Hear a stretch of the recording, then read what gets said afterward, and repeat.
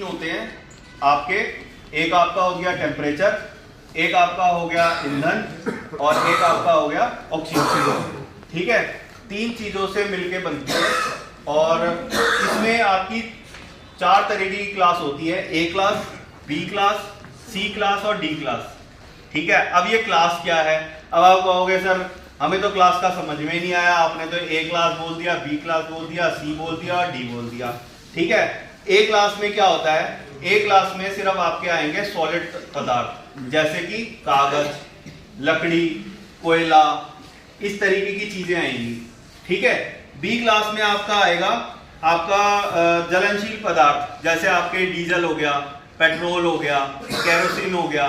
ठीक है, जो तरल पदार्थ हो गए। आपका सी क्लास के हो गए जो आपकी बिजली से चलने वाले जैसे मोटर, ट्रांसफार्मर, इस टाइप के चीजें हो गई।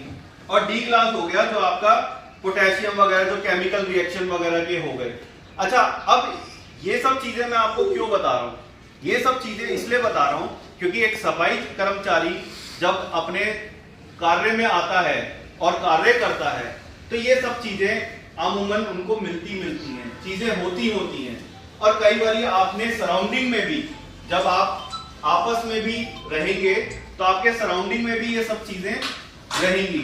आग लगने की जो चीजें हैं वो एक कॉमन तरीके से रहती हैं हर जगह, कहीं ना कहीं आपके जैसे सुल्तानपुरी, इधर मंगोलपुरी इंडस्ट्रियल एरिया है और रोहिणी वाला क्षेत्र भी है, और भी जो क्षेत्र हैं उनमें कॉमन सी चीज एक होती है जिसमें जान माल का बहुत ज्यादा नुकसान होता है। ठीक है, क्योंकि आग लगने का रोका नहीं जा सकता। एक बार अगर आग लग जाए उस पर सिर्फ आपको वो फायर ब्रिगेड की एक कॉल करनी पड़ती है और उसमें ही आपको वही आके आग बुझाते हैं और उसी पे ही काम होता है। ठीक है, अब अग्निशमन यंत्र, अग्निशमन यंत्र आपने देखे होंगे, यहाँ पे भी अपने भवन में भी होंगे, आपने देखे होंगे लाल रंग के सिलेंडर होते हैं। ठीक है, और वो कई तरीके के होते हैं, कई प्रकार के होते हैं सिलेंडर। ठीक है, अब वो सिलेंडर क्या होते हैं, क्यों उसमें क्या ऐसी चीजें होती हैं, क्या उनमें ऐसा भरा जाता है जिससे कि आग बुझ जाती है?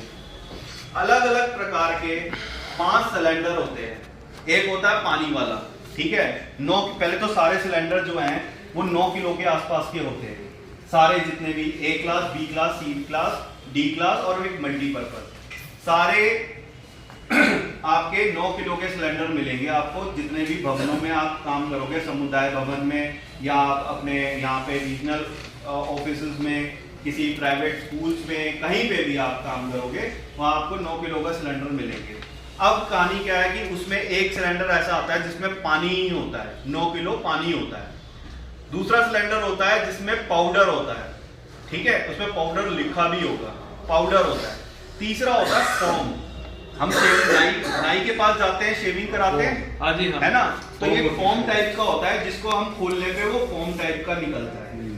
चौथा होता है ड्राई केमिकल पाउडर, जिसमें हम जैसे नॉर्मल पाउडर लगाते हैं, पाउडर जो लगा देते हैं, हाँ, टैल्कम पाउडर जैसे टाइप में ही होता है। ठीक है, एक होता है मल्टीपर्पज। ठीक है, अब ये तीनों में, चारों में डिफरेंस क्या है, क्यों ऐसे अलग अलग है कि एक में पाउडर है, एक में पानी है, दूसरे में फोम है, क्यों है ऐसा? क्योंकि अलग अलग कैटेगरी में अलग अलग आग के अंदर इनको यूज किया जाता है। जैसे सपोज करो कि ए क्लास की आग है, ए क्लास की आग मैंने कौन सी बताई पहले? ए क्लास की आग जो होती है वो होती है लकड़ी की, कागज की, गत्ते की, ठीक है, इस टाइप की। अब वो क्या होता है, ठोस पदार्थ होता है।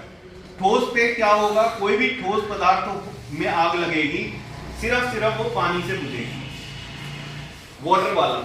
ठीक है, उस सिलेंडर पे लाल रंग की एक पट्टी सी बनी होगी। मैं आपको जानकारी के लिए, आपको व्हाट्सएप ग्रुप पे आप सारे जुड़े हुए हो, ठीक है, मैं उसमें आपको फोटो भेज दूंगा।